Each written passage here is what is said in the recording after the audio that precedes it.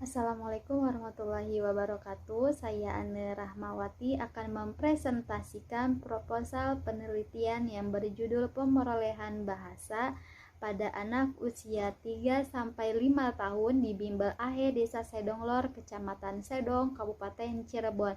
Nah, isi proposal ini yang pertama adalah penjelasan mengenai latar belakang.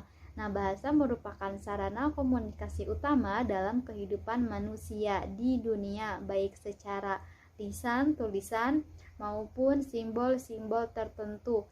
Nah, tanpa bahasa akan sulit untuk berkomunikasi karena manusia adalah makhluk sosial yang berinteraksi dengan manusia lainnya.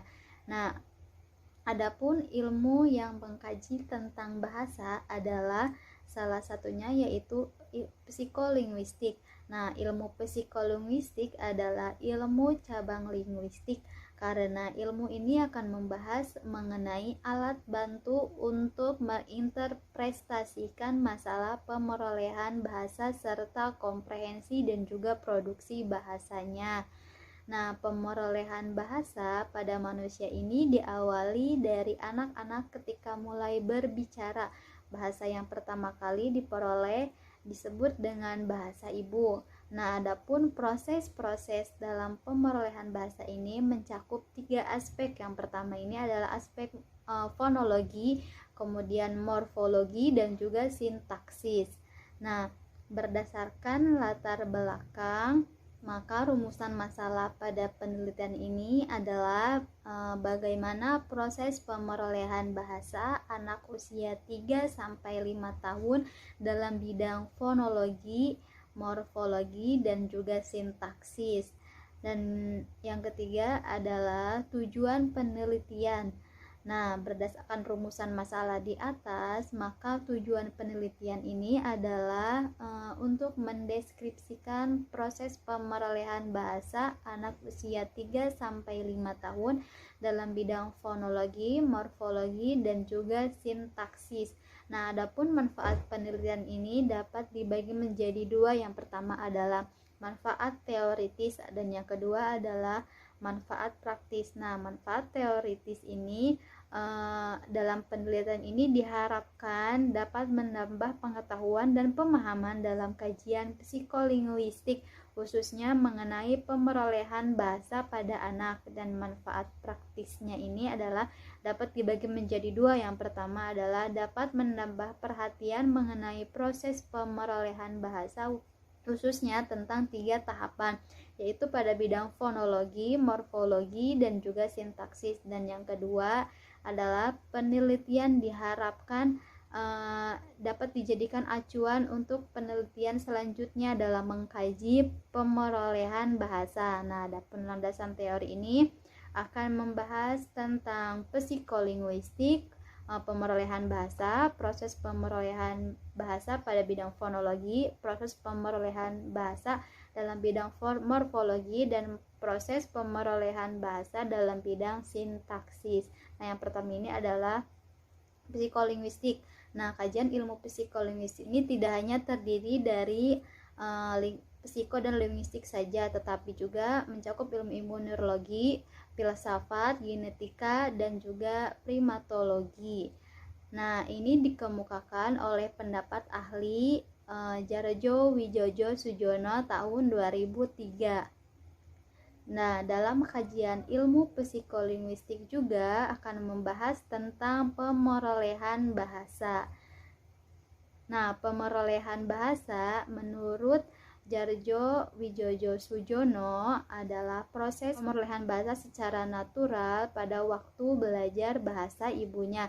Nah, istilah ini dapat dibedakan dengan pembelajaran yang merupakan tatanan istilah Inggris learning. Nah, dalam penelitian ini tatanan yang formal, yakni diajarkan melalui kegiatan sekolah oleh seorang guru. Nah, ketika anak memperoleh bahasa, terdapat juga nih proses-proses pemerolehan bahasa. Nih, yang pertama adalah pemerolehan bahasa dalam bidang fonologi. Nah, pada umumnya anak usia 3 tahun ini sudah mencapai tahap satu kata khususnya pada bunyi vokal. Nah, sedangkan anak usia 4 tahun memperoleh semua fonem vokal beserta alofon fonemnya. Dan umur 5 tahun sudah memperoleh semua fonem-fonem vokal beserta alofon fonemnya. Nah, kemudian pemerolehan bahasa dalam bidang morfologi. Nah, pemerolehan pada anak ini dalam pemilihan bentuk morfem, baik morfem bebas maupun morfem terikat. Nah, morfem bebas adalah morfem yang terdiri sendiri seperti jual, kemudian beli, kemudian duduk dan juga tidur. Nah, morfem jual, beli, tidur dan duduk ini adalah morfem satuan terkecil yang memiliki makna. Nah, pada umumnya anak usia 4 tahun pada pemerolehan bahasa bidang morfologi ini semakin banyak memiliki verba dasar yang tidak hanya berada di dekatnya saja. Nah, pada verba tuturan untuk verba berafiks sudah terlihat pada saat pengucapannya. Nah, untuk anak usia 3 tahun, komunikasi anak sudah mencapai 2 suku kata. Nah, sedangkan pada usia 5 tahun ini sudah terlihat memiliki pembendaharaan verba dasar yang semakin luas, baik dari benda di sekitar maupun di lingkungannya.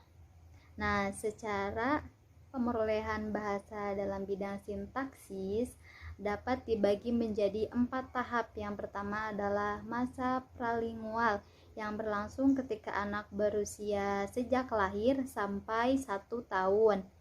Dan yang kedua itu adalah masa satu kata ketika anak berusia 1 sampai 2 tahun.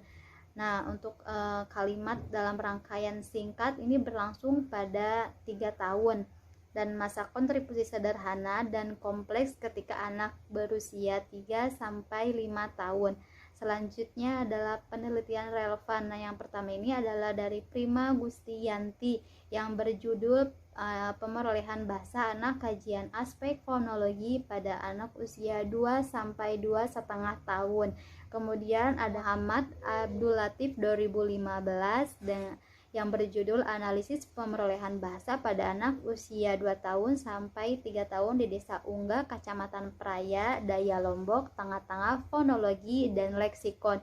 Dan kemudian ada Endang Rosdiani ada 2008 yang berjudul pemerolehan bahasa Indonesia anak usia 2,5 tahun, studi khusus terdapat pemerolehan bahasa anak usia dini. Kemudian ada Melanie Arstanti tahun 2014 yang berjudul pemerolehan bahasa pada anak, kajian ilmu psikolinguistik. Dan yang terakhir ada Sri Kurnia Astuti Sembayang dari tahun 2018 dari judul analisis pemerolehan bahasa pertama bahasa Melayu pada anak usia 3 tahun.